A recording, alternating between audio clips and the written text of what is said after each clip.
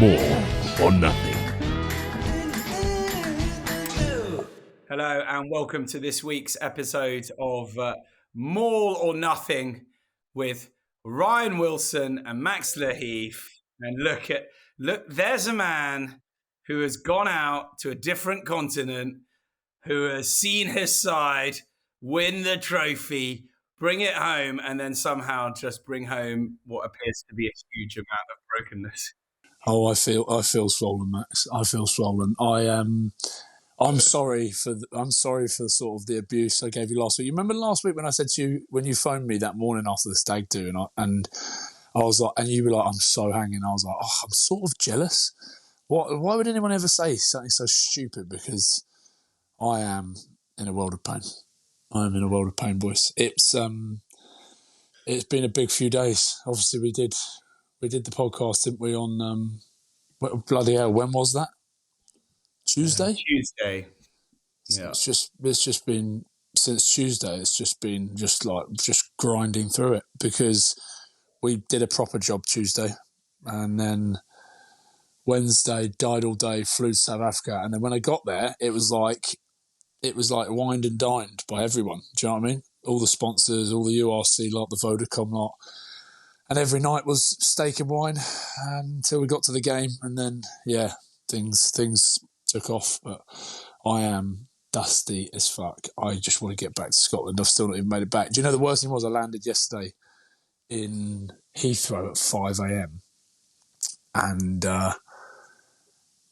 like I hadn't booked a flight back to Scotland. I just got back to London.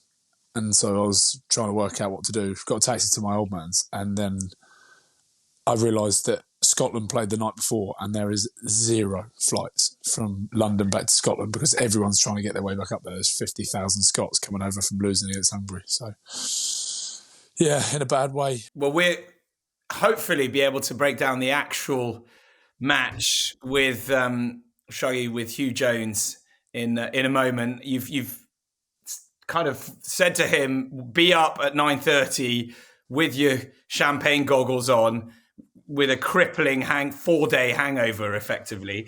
So hopefully we'll manage to catch up with him a bit later. Can you give some compassion to Max, though? Because I feel like our filming last week was fabulous, right? At the Mandarin Oriental. But Max I very rarely see Max in that position where he was like, I am death personified. I don't want to be here. I don't want to be with you guys right now. And you were incredibly harsh to him, Wills, both to his face and behind his back, of like, he just needs to get on and do it.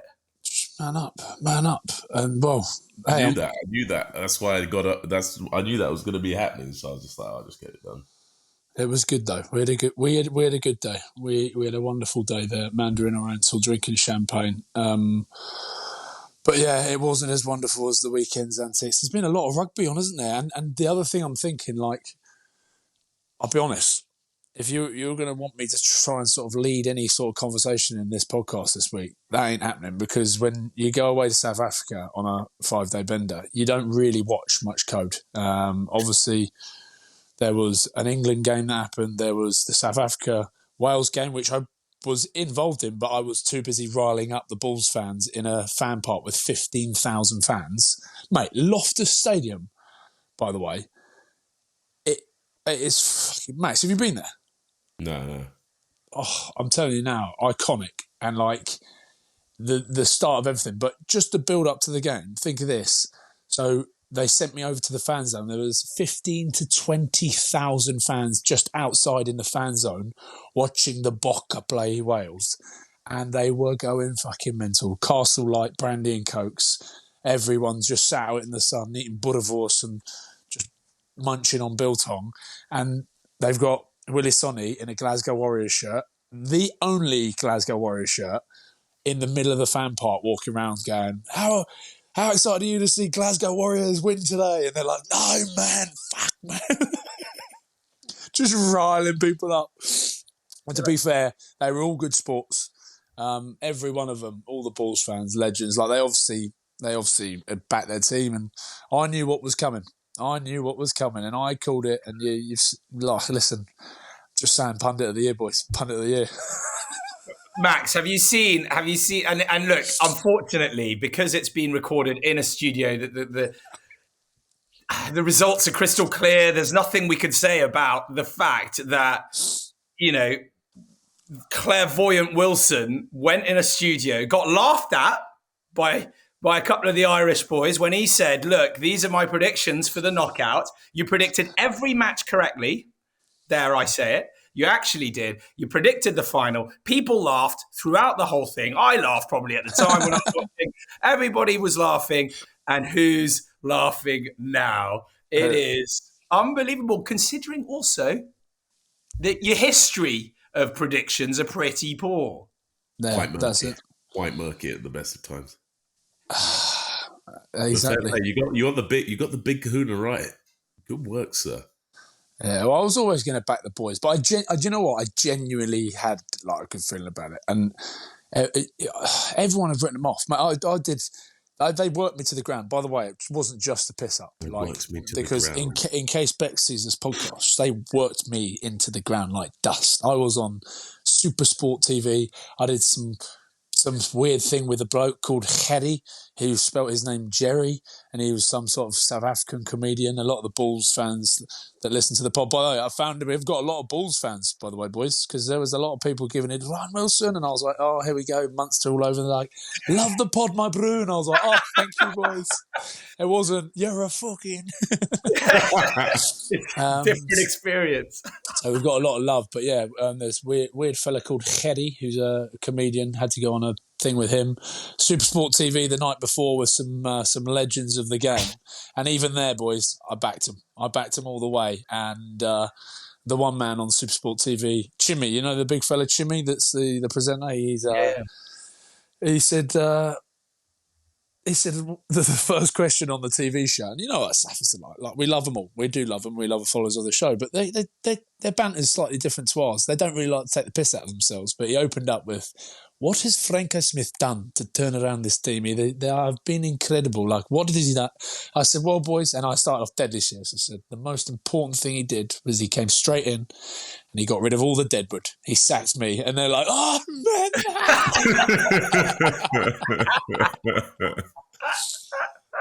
So, yeah, did a bit of that. And then I can't remember what else I did. I did quite a few bits. But the main thing was the TV on the day, walking out with big Bucky Spother. Oh, my, what a man. Big fella now. What a giant of the man. He is, mate, twice the width of me. And I even said to him on the way out, I said, mate, I'm going to dick tap you. And he was laughing his head off. He was loving it. And I did the old, pretend to drop the trophy, of course. Got to do it. But, mate, that thing's fucking heavy. Carl Stein. Big bit of steel. Carl Stain's going to have some sore shoulders. When you're running out with Backies, it's like he's come out with the mascot or like a son. You know what I mean? It's brilliant. You can't really tell. You're like, oh, so cute. Look at Backies' bow tie with his little boy. I know. That's it. That is it. It genuinely looks like a little ant next to him. And I caught up with Kitsy. Stephen Kitshoff was there, so we had a few beers. He was trying to lure me into having beers. I was like, mate, I've got to do stuff after the game. I can't be drinking. And he's just trying to pull the castle lights down me. But he was cracking up because he said when he was right up at the top and he saw us walking out, he was like, man, you look so skinny. He's like, I know you're skinny, but you looked even skinnier. And then, the rest of the world, Skulk Burger, did some stuff with him. He was kicking about. So, boys, what celebrations, though. What celebrations. I'm just hoping Shuggy dials in at some point because I don't want to ruin all of it. And he'll give you a more honest account than I will because I can't remember much. Well, to be honest, you put a load on social media. And I do feel if Bex is on your social media, it's really hard to be like, I'm working. Well, you clearly were working. There was you did the Skywalk as well. I'm just doing this just to sort of make sure Bex is listening. There was the Skywalk and all of the appearances and going on the stage. But the problem is nobody puts up stuff of them not having a good laugh. Do you know what I mean? Here I am. This is me. Really. I've just finished taking a dump. Or here I am at my office, on my desk typing. No, it's all the fun stuff you're doing. But bearing in mind, you haven't been home for quite some time properly. It was probably quite a lot to take from that perspective, and the fact you're still not even home. So it hasn't helped. What do you reckon, Max? What am I doing? Why'd you go back to the Padres? Because I hadn't booked a flight back to Scotland. Why? And you missed that story earlier. I literally landed in Heathrow at 5 a.m, not really having planned much. Oh, and even better, I get on the plane. So I got my champion's cap on everywhere I went, obviously, pretending I'd played at the airport so that it got me into everywhere. So I got me into the Virgin Lounge, had a few brandy and cokes again, carried on. And then and I was straight onto the plane, sit down on the plane, I'd had a few too many, looked to my left, Duhan van der Merwe literally sat left of me. He was like, oh, for fuck's sake. I was like, Dewey, my bro, let's go. And he's like, no, Wills, please, no. And literally, at that moment, he just took a Zopiclone out, a sleeping pill. He was like, I'm gone. See ya. So, yeah, flew back to Dewey. But no, landed. But, mate, because Scotland played Hungary and lost, everyone's on their way back from the Euros. So, literally, there's like 50,000 Scots flying from Germany through London to try and get back to Scotland. So, every flight yesterday was sold out. And I got you. Yeah. I even had to screenshot it to send it to Bets because I bet she was going to be like, yeah, bullshit. Or there was like flights for like £1,000 to Edinburgh, which, let's face it, I didn't get paid that much to be over there. So yeah, I'm not home yet. We were meant to potentially be doing something with the Fijians this week. That's been hard work trying to organise that whilst I've been out there. So we'll still see if any comes to that. But I'll be home soon. And there's they're doing a trophy parade thing tonight at the stadium. So they've got 4,500 fans. A lot of people are like, oh, is that it? Is that the only amount of fans? That's all they could cap it at, apparently. So they did 4,500 tickets at Scotstoun Stadium. And that starts tonight. So I'll go down there, see the boys again, who I know have been suitably kicking the arse out of it over the last few days. But listen, again, Shuggy might not be able to... Well, he'll be able to confirm this, but, mate, they're travel back, Max. Yeah. So because everything got booked at last minute, they couldn't get... So they only got a certain amount of business class, but they've all... I think 6 of them flew business class straight to London. The rest of them all in economy via Dubai. So an 8-hour to Dubai and an 8-hour from Dubai. Look at Mark's face. He's about to throw up. Economy? What? How dare they? Yeah, because they couldn't get any other flights because it was also last minute. So they were like, oh, it's still going to be a Skype flight. We'll be all right. But yeah, by all sounds of it, it was a pretty brutal trip home with a serious hangover. So, yeah. How was your week, Max? Oh, I've just been pottering along, a little bit of training, went to a wedding in Cornwall, very far away. Not further than you think. Down to St Ives, absolute quest, like dropping off finger jewelry in Mordor. But we got there in the end, and it was a great day all in all, and I'm very happy for Edward Holmes and Jess as they enter into a life of matrimony. Yeah, it was great. It was great crack. Loved it. Is it weird when because obviously he's a really good mate, but he's also technically a teammate, but a colleague, right? So your entire wedding is loads of people you work with. So could somehow be classified as a work wedding. Is it at all different, or is it more because all the boys are there, it's almost like a steading of a stag wedding? Yeah, I guess it is. I don't really look at, I remember a coach trying to say that to me actually one time. I think it might have been Pat actually. Remember, boys, these guys are all going to be colleagues. I ring about 5 blokes I've played with in the past, so you got to look at them like that. I was like, what are you talking about, you crazy bloke? That's not how it works. Look at Wilson's eyes. Yeah, Wilson's like, just... They're my best friend! Exactly. Yeah. It was, I can't remember what the context was. It was some kind of context. It was weird. I was like this. You shut your mouth. And then I just started calling everyone my colleagues afterwards. Yeah. It was quite funny. Everyone was taking the piss. Colleague, you're definitely a colleague. Yeah, not even going to ring, not even going to text you on your birthday, you piece of shit, after rugby. Yeah, that's the polar opposite to whatever I was told or taught or spoke about. It's like you create a family. It's like a family. You go through things. Yeah, like those boys, think of those boys at the weekend there that just won that trophy. Never forget that, ever. They'll never forget that. But how many of them will be besties after they've stopped playing rugby? Yeah, you're right. We've still got a group there's a lot of us boys still in it from that who are still very good mates. But yeah, I suppose that. But there's a lot of people. There's 52 players usually in a squad or something like that. 55. Hard to maintain 52 best mates. Yeah, well, mate, especially with your fucking contact history. Like, Oh yeah, Jesus, me, dude. I'm awful. Yeah, I'm more loose than a cashmere snow leopard. Yeah, You have to write this man a letter to get hold of him. Fucking hell. yeah. You've Damn got to right. put big red flashing lights on it to make sure he reads it. There's plenty of international rugby going on over the weekend. Let's just start with the earliest one of the day on Saturday morning. England versus Japan. A red card, but England ending up very much on the winning side with a bit of a hammering.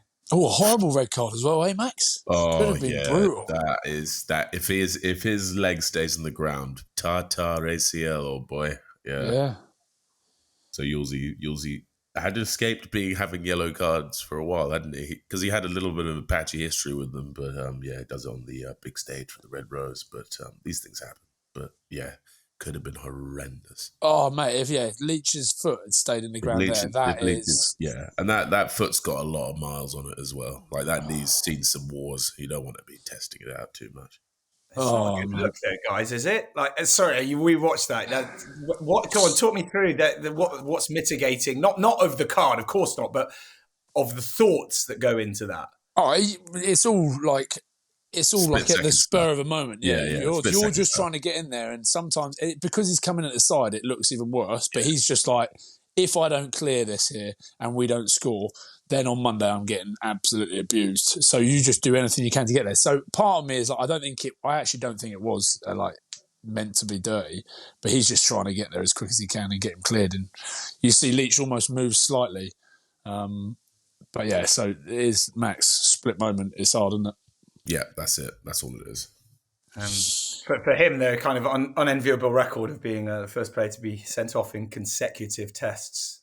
Well, yeah, there's me trying to fight his corner. That's not going to fucking help him, is it? It's not going to help him. It's not 7 minutes of on-pitch game time between the two Reds, by the way, just from two. That could do your England career some serious damage, couldn't it? When people start looking at that, but I genuinely thought, I don't know why, Japan were going to do the job, but England blew them away, didn't they?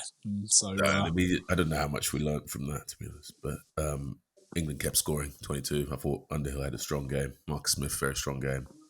But yeah, not much to be gleaned from it. Maybe just a nice owning of the weapons for England going forward against the ABs. Yeah. Nice. By the way, have you seen the All Blacks new jerseys? No, they're sexy. Mate, they've gone like, remember the big collar, the big white collar they used to have? Oh, they gone for a throwback to that. It is filthy. And then they've done, I think there's an anniversary or something of the All Black jersey. So I just seen a clip this morning of all the All Blacks. You've got like Martin Nonu there, Richie McCaw, Ruby Tui's there, all their boys are there. And it just looked like it's got all, they just do it right, don't they? Adidas just do it right. And the All Blacks just do it right. It's so cool. It is so cool. Oh yeah, that's kind of fun, isn't it? You like that, don't you? You like that All Black jersey, don't you? I do like a little vintage touch. Yeah, that's smart. Very smart. Very smart. Quick word for your little boy. Your little boy. How do I sound like that? He's not going to be made to be sort of disrespecting that way. But our favourite scrum half in the shape of the Ratapa drain pipe with the try. Yeah, nice. Baz Randall. He's back in the white, scoring tries. Yeah, good for him. I'm happy for him. He's had a great season and he works harder than anyone I know. So good on him. He's clearly worked hard as well to see off because there were quite a few other scrum halves in camp, and now he's getting in there and he's getting game time as well. So it's a tough place right now, isn't it? It's like Ben Spencer, Mitchell. Yeah, it's anyone. Well, it's probably Mitch's show right now, but that second spot, who is the guy? Who is the guy? Ben Earl as well. Quick word on his display. Yeah, he's continuing where he left off, and he's just, as the game sort of went on, he got more influential. I think he's going to be crucial to everything good about England if they have hope of sort of beating the ABs. Fair play. First game for Eddie Jones as Japan. Anything? What can he take from that? Fuck all, mate. Fuck all. They were all right though. First half, to be fair. Yeah. What do you reckon? I I thought first half they were all right. I only saw the whole highlights. I'll be honest. So yeah, I'm starting to sweat now. I can feel the beer coming out of my pores, boys. It'll be good. It'll be good. It'll be good for that Japanese team, I think. But they were competitive in large facets of the game. So, yeah, going forward, it'll be a valuable experience. Fair play. Let's move on to my boys, the Boyos, Wales versus South Africa. Pretty bad start for the lads. 2 tries, 2 yellow cards down. But then, to be fair, I know it's like a thrashing in terms of the score, but actually, I don't think it reflects the game, does it? Am I being one-eyed a bit? First half, what was it? As they went in, was there a point in it? Within a point, yeah. Yeah. Oh. Told you, lads. Told you that Welsh team's going to be all right. They're plucky brave hearts. So, but yeah, eventually the pedigree told. But yeah, I think it's a lot of really young guys look so good. So it'll be interesting to see. Thought South Africa just sort of did South Africa things. I thought Van der Merwe on the wing looked class. He looks like he's going to be there for a while. Evan Roos was sensational. Yeah. Did you watch it, Bri? No, I saw bits of it because what they were doing is before the game, they had it in the stadium as well, which was pretty cool. So you had a load of Springbok fans in the stadium watching the game. You had a load of them at the fan park outside watching it. It was just such a good day. And yeah, I was catching bits. I saw clips of Evan Roos just doing what he does, and that's him just coming back from that head knock. He missed the end of the season, didn't he? He was filthy. Our mate Apalele was giving me a bell. After, by the way, he was giving me FaceTimes when we were celebrating. He was good as well. He was good. He turned up and did the job. Very good.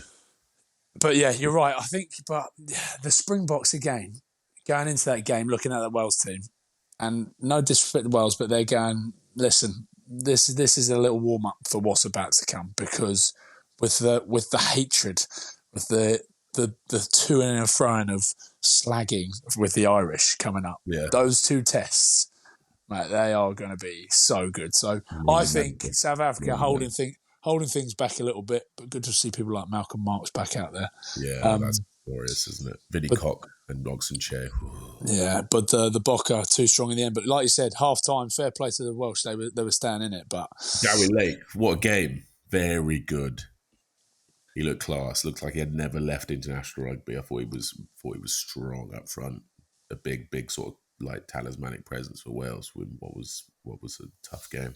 By the way, Max, whilst we're on South Africa, because we'll move off it in a minute, I have never eaten so much Dryvors in my life. I have just, but surely you could just live off biltong and Dryvors. I reckon I could. I actually love it that much. Although, I mean, talking of stiff stools, it constipates you. I was going kilo tomahawks every night, and then following it up with a bag of Dryvors every time I got into the room at night. Yeah, it's tough.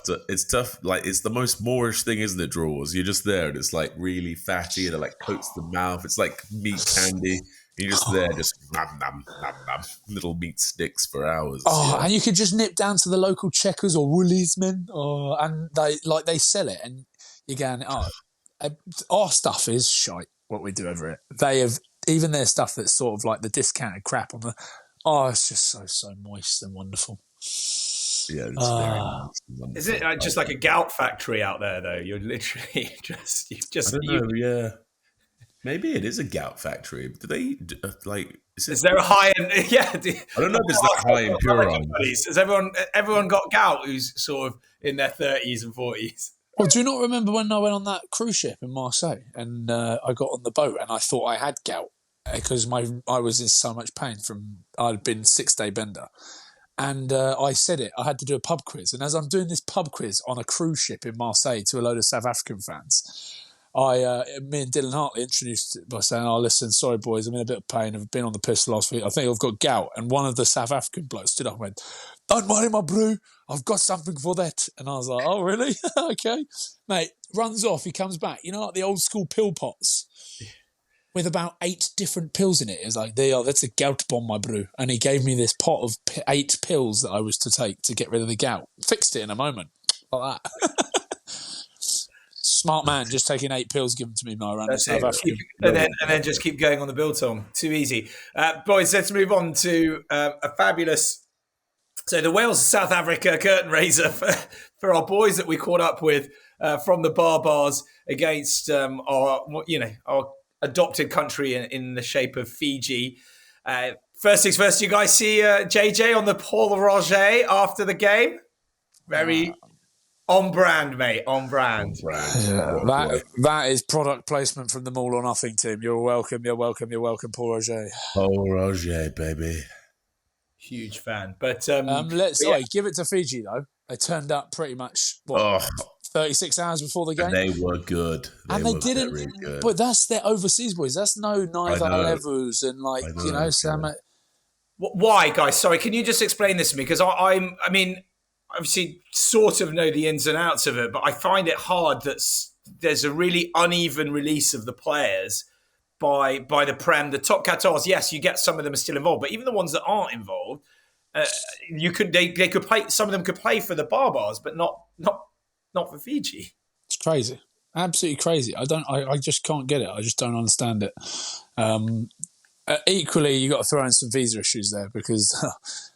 I was trying to work out who was in camp, and they're like, visa issues, visa issues. But why do they have such because you used to have it all. You used to say that about the boys all the time. Like Leone Nakarawa, always some sort of.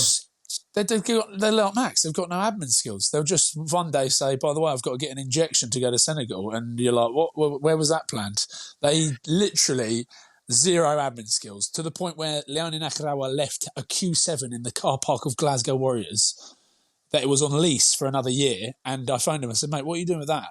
"Oh, I don't know, but I just leave it. They'll pick it up." And I was like, "Yeah, but you need to contact someone to get them to pick it up. It's just going to sit there." So I had to deal with it. There's just no care. They're just like. So I think it's a little bit down to Fijian admin of their own. Like they're just not very good at that. But they put up such a good fight, didn't they? And I suppose the leveler might have been that the boys have been on the piss all week. You've got to take that into account. But they put up a good fight, the Fijians, with 24 hours of flying, getting there 36 hours before the game. And there is some serious talent in that Fiji team. Yeah, it looked class. It looked a lot of fun. Proper, if you had to pick two sides, it's like the proper, for an entertaining day out in the sun at Twickenham, you're like, This is how it's done. We'll get a bars of just some absolute guns all over the place, and we'll get the Fijian boys go and enjoy this. Probably the ultimate day out. Yeah, it looked good. It looked good fun, didn't it? That's the way to do it. Keep doing double headers. I think people like it. I was actually going to ask you just quickly though, Ryan, on a side note, was it weird you were talking about there's 15,000 people or whatever in South Africa watching in the stadium watching the Springboks, right? And there's a fan zone outside and they're all doing that. Is it weird being the centre of somewhere where rugby is quite clearly so big and important, rather than in a lot of other places where it's not, it's pockets of places around the world, pockets of places around the country here.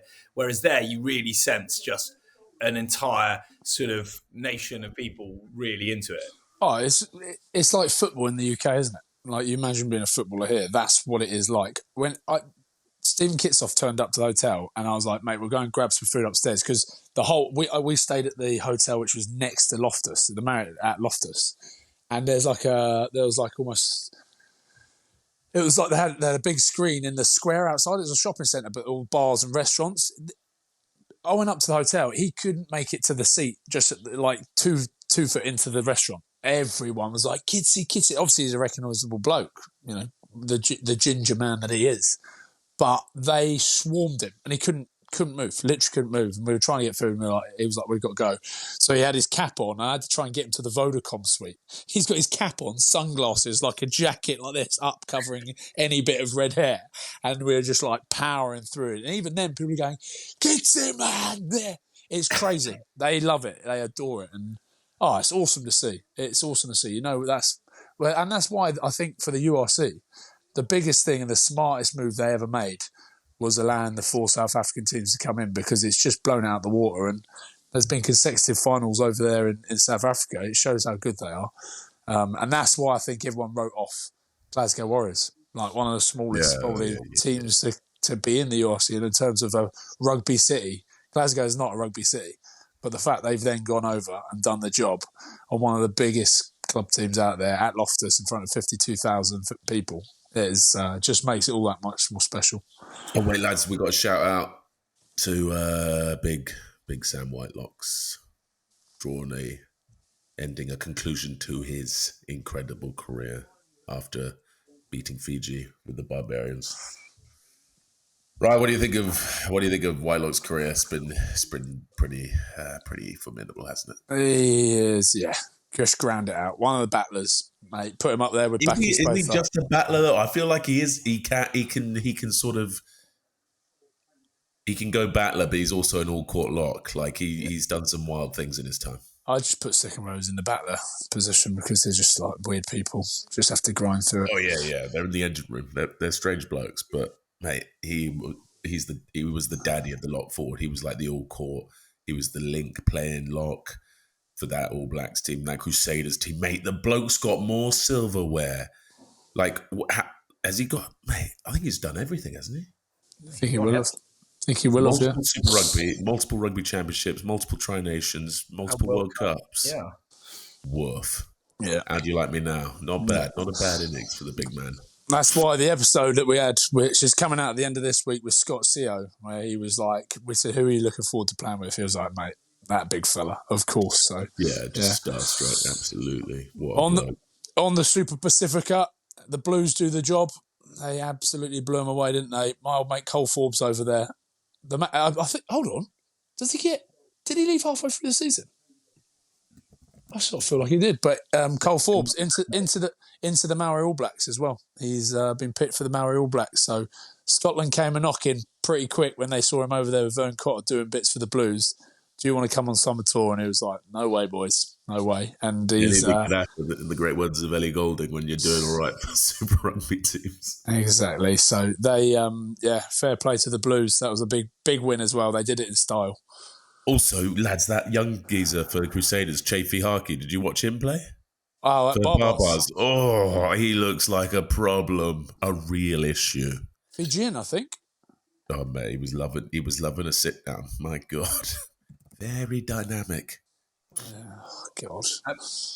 Boys, let's give it also to our buddy Blair.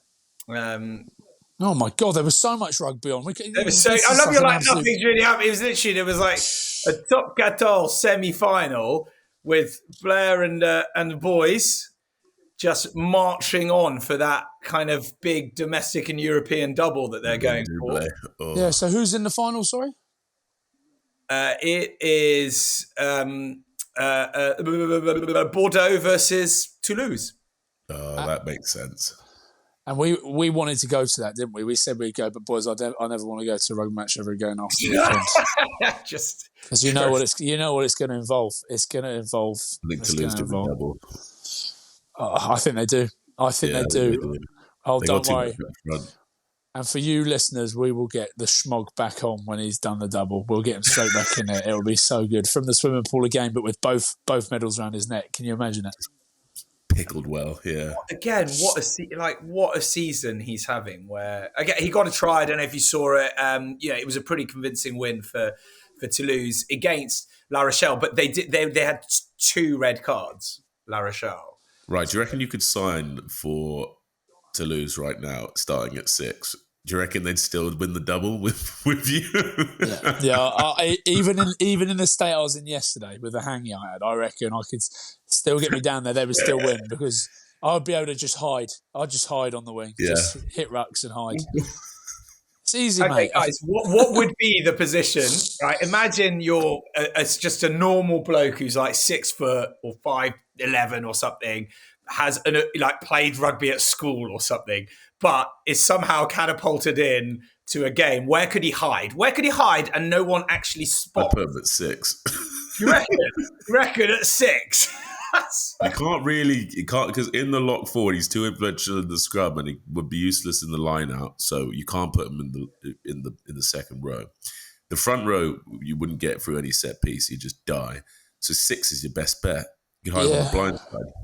Yeah, That's going to mitigate as much damage as possible. You can't put them in the backs because, well, that just goes without saying. It's just What about on the wing? Could you sort of... no, like kicks, one-on-ones. You get in so much trouble. Yeah, but man. even like a kick, you could still sort of jump up and pretend and be like, oh, I got close. Jump up and pretend, and then you've got like. Yeah, I'm not sure that's how it works, Mark. But yeah, I'm with you. 6 or 7.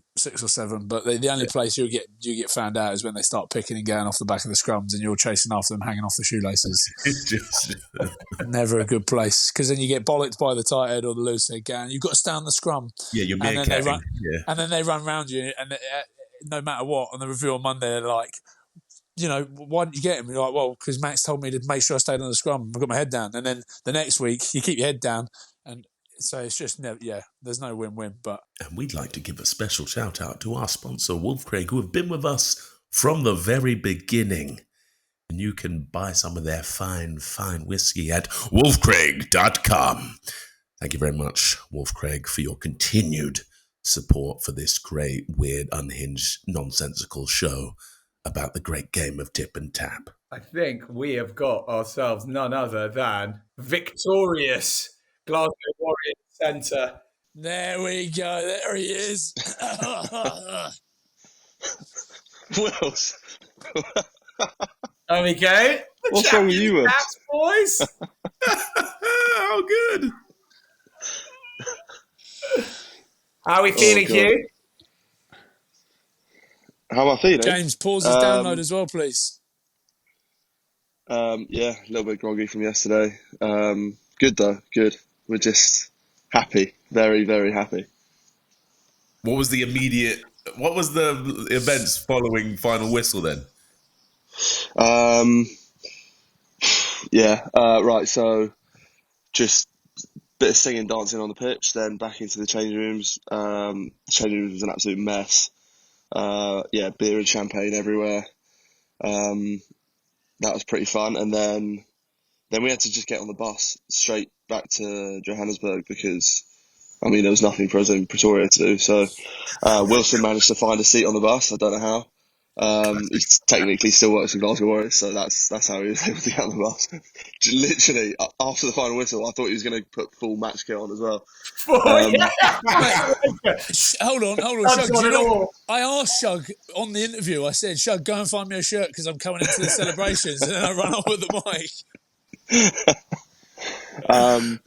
And then, once we got back, it was, we were straight into the hotel and, there's nothing else open, so they just made a little area for us there, and we had a bar open and just got stuck into it really. It was pretty good. Cigars were being passed around, everyone celebrating. And then probably my best bit actually was I beat Sione in a lizard fight. And he was really upset about it because he reckons he's undefeated. So, that was probably my best bit of the night. Just give people what is a lizard fight. Break down the lizard fight. The lizard fight. Yeah, iguana wrestling. Yeah. Iguana wrestling. Yeah. Where you get a belt round, so you're hooked in. It's like round the back of my neck, round the back of his neck, and it's like a tug of war.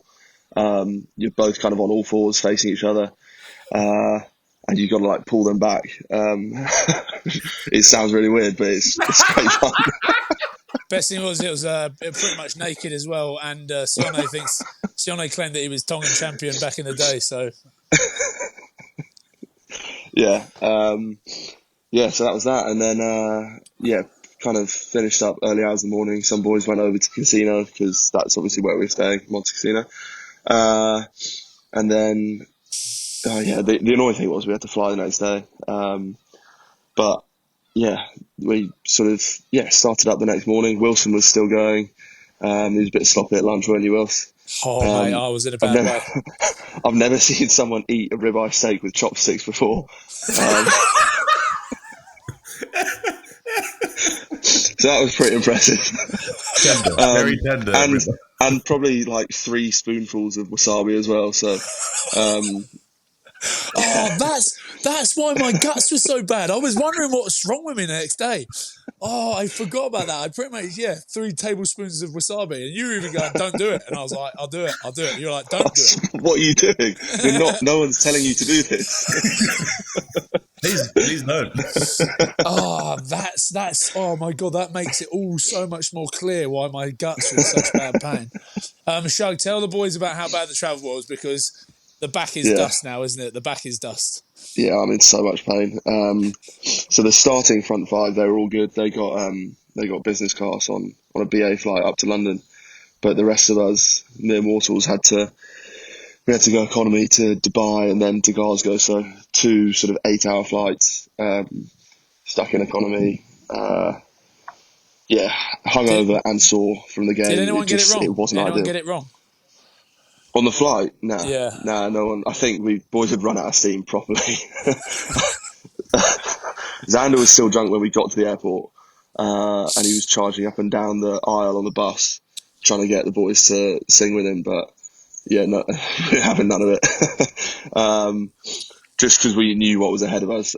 So yeah, the flight was very quiet. But I think that was good because it allowed boys to recuperate before we got back, and then we all headed down to the pub yesterday. So that was pretty good fun. Had a few drinks. I think there's boys going on a boat trip up at Loch Lomond today. I've got to stay home and be a father, but there's stuff happening all week. So yeah, boys are still having fun with it. Trophy lift tonight as well, back at the stadium. Like, that'll be good. Yeah. Going back to the fans, because, mate, it was gutting not having Glasgow Warriors fans out there, right? Yeah, that's the thing. Like, obviously, after a big game like that and a big win, you want to sort of do like a lap of honour on the pitch. And I mean, there were just a handful of people in Glasgow tops, so it would be really cool to get the trophy back to the stadium. I think we've got like 5,000 or 6,000 people coming today just to see us sort of with the trophy, and probably be like Q&As and stuff like that. But that should be pretty good fun. And obviously, like, friends and family will come along as well, because pretty much none of them could come to the game either. So that'd be really nice, and a chance to celebrate again.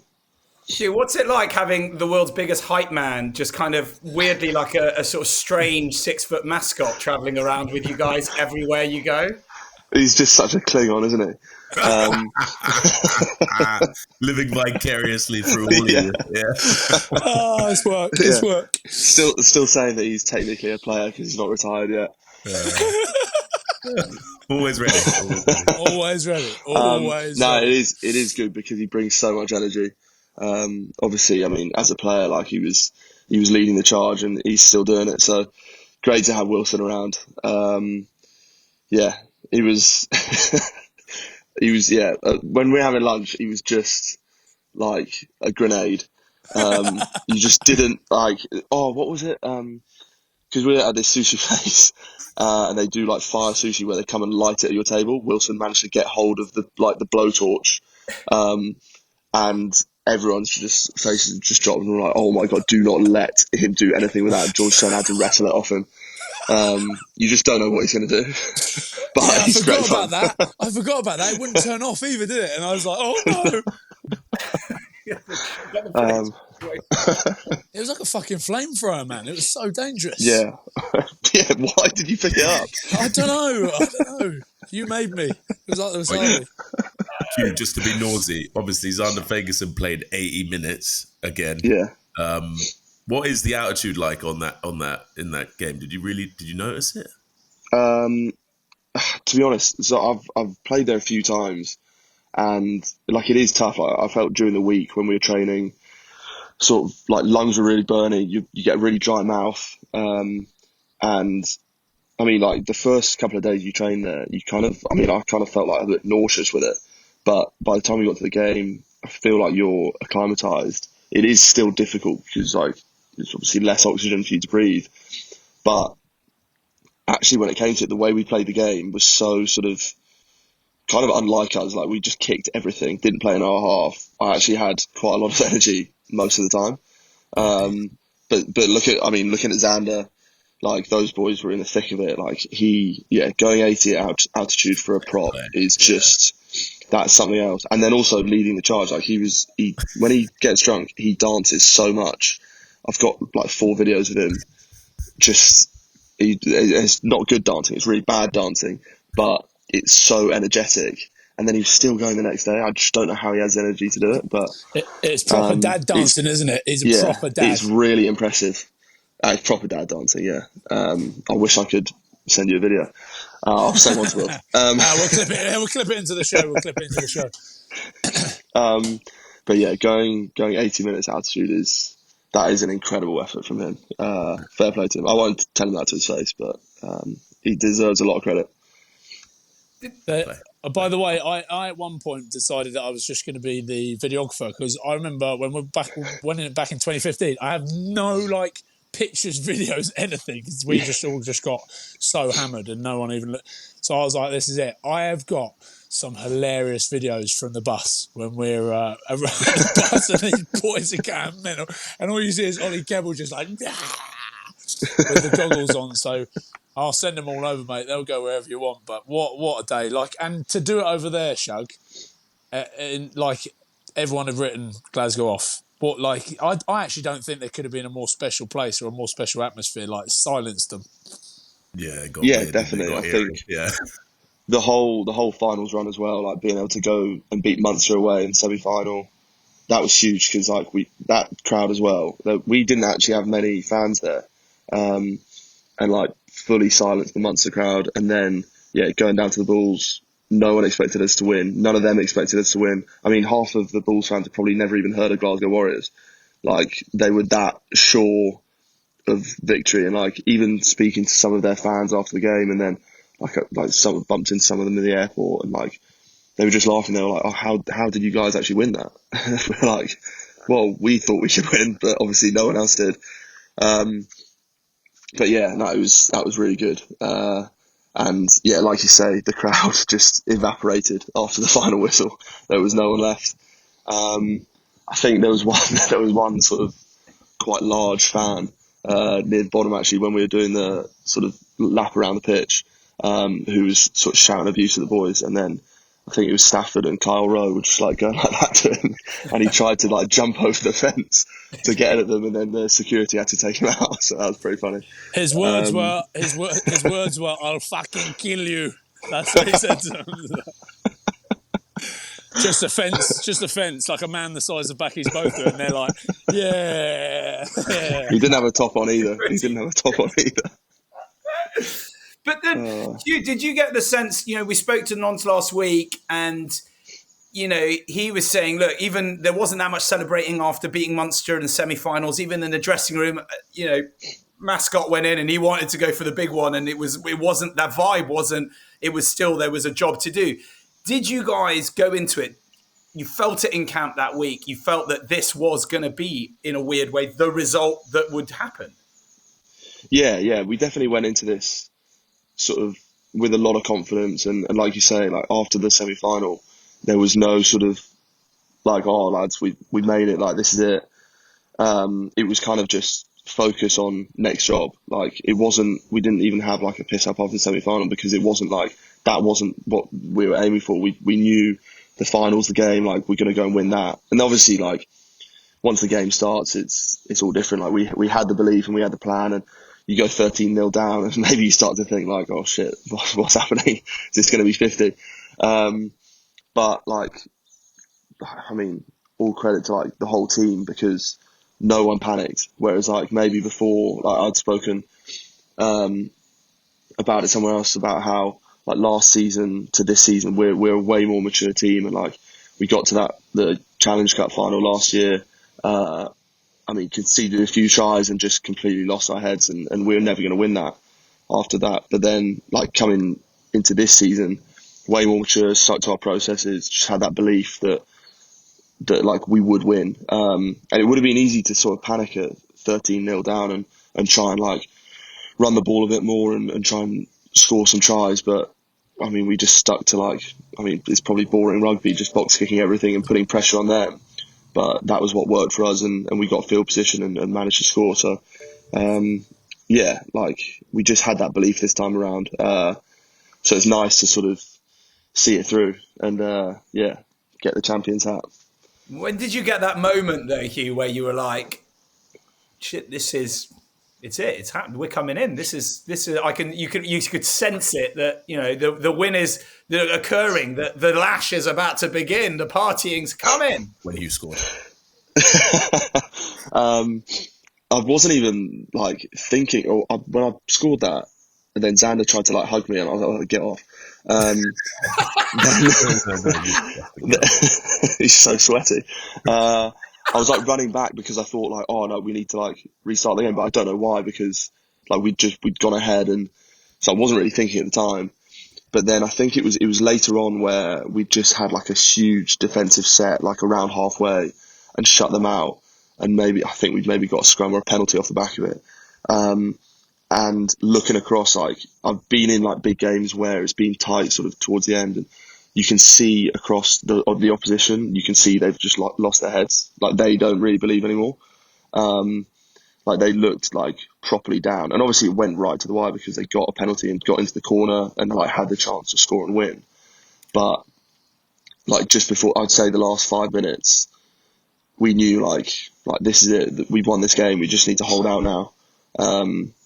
And yeah, so like that last minute where they were down in the corner was obviously pretty nerve wracking because, I mean, like you'd expect like a big South African Maul to roll over there, but I've got to say, to be fair, our forwards' Maul defence was incredible. Completely shut them out. So yeah, but you could see, I would say that you could see just before that their heads had gone down a bit.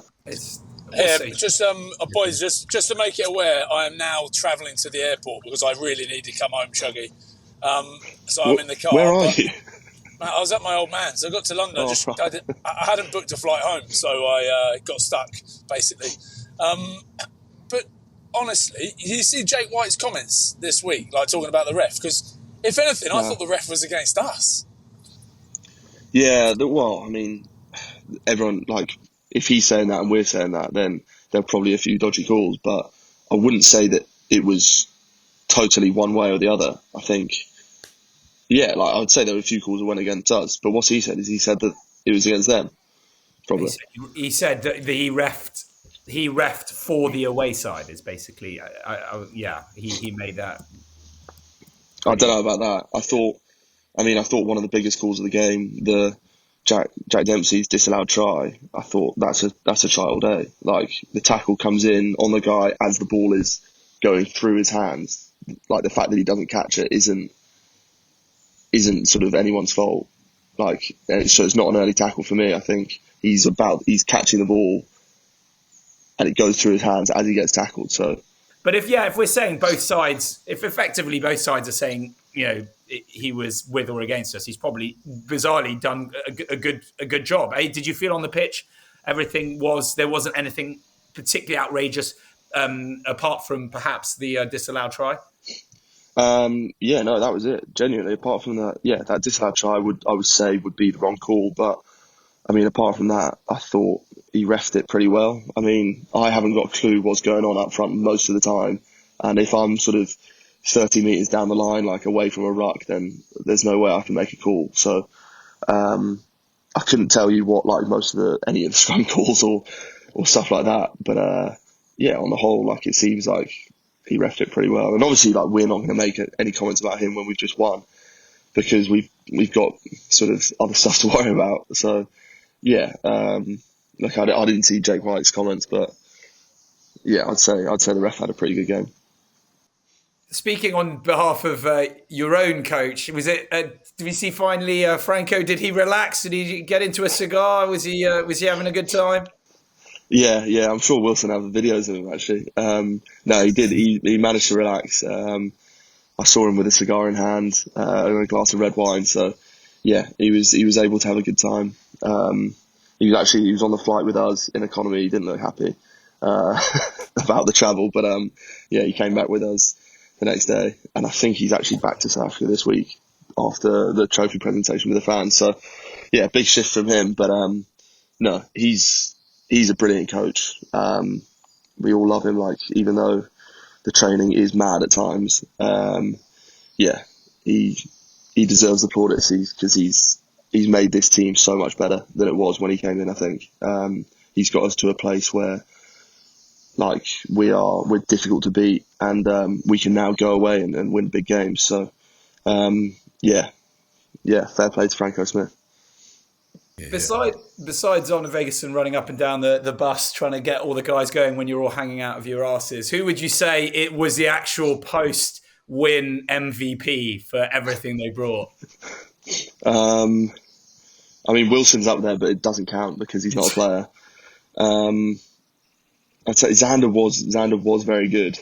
Trying to think. Tom Jordan's always pretty good. One of the analysts, actually, a guy called Aidan, almost got it wrong. Probably put in the most effort. That was pretty funny. Yeah, I'd say no one's really sticking out. I'm going to have to give it to Xander, to be fair to him. Yeah, he deserves it. He deserves it. 80 minutes and then dancing around the night of the game and then the next day as well. I think, yeah, all credit goes to Xander.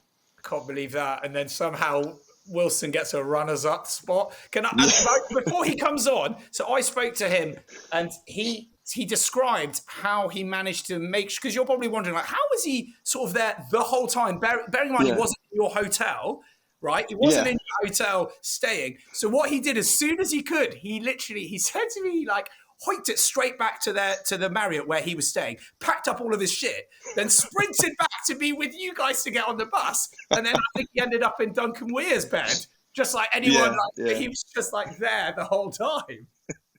I reckon he knew he just had to get on that bus and then he was with us. Then we couldn't get rid of him after that. That was it. Yeah, no, I remember he came into the change rooms and I was like, what, like, do you not have somewhere to be? And then he was like, no, I've packed my bag, I'm coming with you boys. And I was like, all right, fair enough. And then I didn't even think about where he was going to, like what he was going to do once he got back to the hotel with us. But yeah, fair play, he got into Duncan Weir's bed.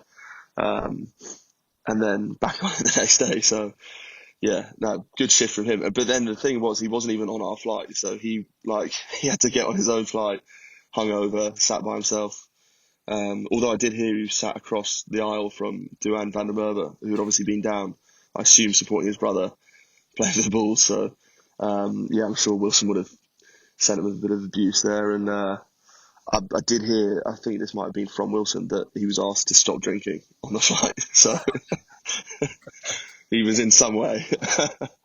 We had to pick up the pieces over the last day, because normally we'd record like a day earlier, and he was just, no guys, I'm at death's door. No thanks. Huw, from your perspective, where does this stand for your career? So far, is it the ultimate moment that you can think of, or is it? How does it feel for you?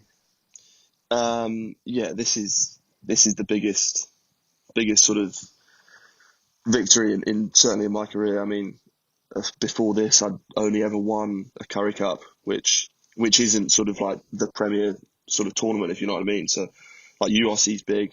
We've beaten, obviously, like the finals run. Looking at it, we've beaten 3 sort of really good teams: Stormers, Munster away, Bulls away, which is one of the hardest places to go. So, just looking at that, and then winning a league as well is huge because it's the graft like all season.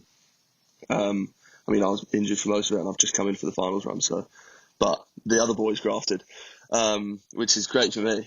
Yeah, I managed to just get in for the last 3 games. But yeah, so this is massive, and I think what boys have said is that we want this to sort of this can't be just like a one-off. We want this to propel us. Obviously, we'd love to go back-to-back next season, but I think we want this to propel sort of Glasgow Warriors forward. Even making rugby sort of bigger in Glasgow, like it's a football city, but like if we can get as much support as possible and sort of tap into sort of probably like a younger like fan audience, like most of our fans are like a bit older. They've sort of been watching Glasgow for years and like they're rugby purists, but like we'd love to sort of, now that we've had a big victory, sort of use this time sort of in the sunlight to try and sort of make a bit of noise in Glasgow. And then obviously for Scottish rugby as well. I think people have probably looked at Scottish rugby as like maybe a team that like we win a few big games, but we never sort of string them all together to win something. And like I look at this finals run, we managed to do that, win 3 big games in a row. So yeah, I'd love this to sort of propel Scottish rugby forward as well, because I mean, look at our squad, like it's mostly Scottish international players. So yeah, I think this is huge, like personally for my career, but yeah, I think for everyone else, we'd love this to be sort of the start of something big, which would be pretty cool. What does it do as a marker for you guys? Like you mentioned so many Scotland internationals, but you know, you've beaten the Stormers at home, you've beaten the Bulls away. Yes, away at Munster, as you said, those 3 games. But does that give you confidence, you know, taking into the international game where a lot of those players you play against, you will come up against on the international stage, and it sort of puts Scottish rugby, as you said, into the spotlight, but as winners rather than plucky, doing well kind of losers potentially.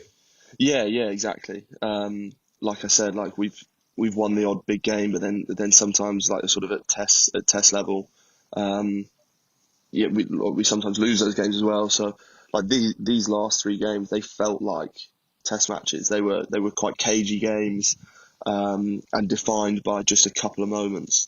So, and like, that's very much what test match rugby often is. It's a lot of sort of trying to apply pressure to the opposition and capitalise on their mistakes, and like playing rugby in the right areas. So that's what they felt like, and I think if we can take that kind of mindset, that winning mindset, whatever it was that we had, and sort of maybe it was like not panicking when we went down, or like if things didn't work, but taking that into the sort of the test arena and using that to try and sort of make Scotland a better team as well. So I think we can definitely use this experience to better ourselves for sure. What's your summer plans now? So you're heading off with Scotland as well? Yeah. So thankfully I've got a bit of a rest this week. Some of the boys had to go in today and they're training. But yeah, I've got this week off and then flying on Saturday out to Canada. So yeah, doing the full summer tour. Canada, USA, Chile, and Uruguay. So yeah, that'll be pretty fun. Yeah, summer holiday.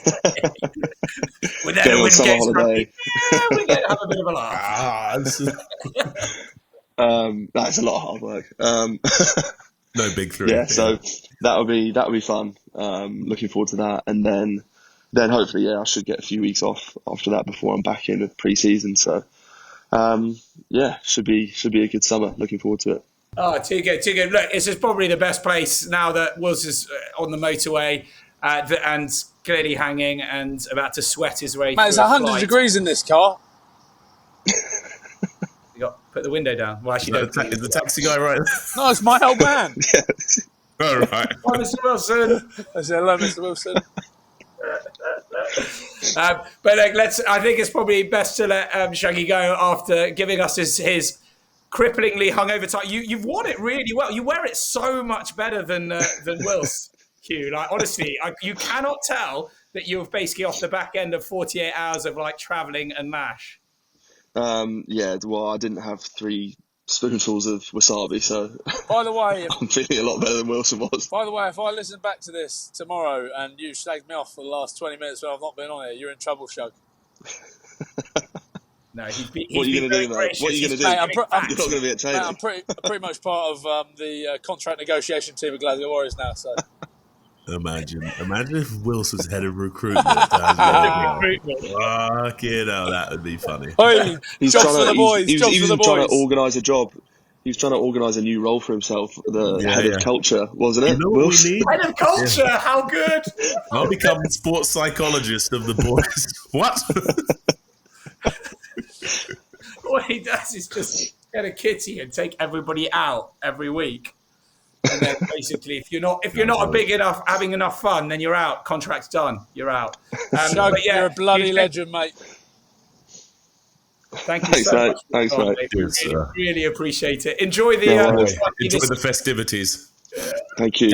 Will do. Yeah. Absolutely. All right. See you guys. Well, sadly, that is all the time we've got left for this week. A huge thank you to Ryan and to Max, and especially to Huw Jones. URC champion, Glasgow Warriors. How amazing. What an incredible weekend. Thank you all for watching, for listening, and we will see you all throughout the summer.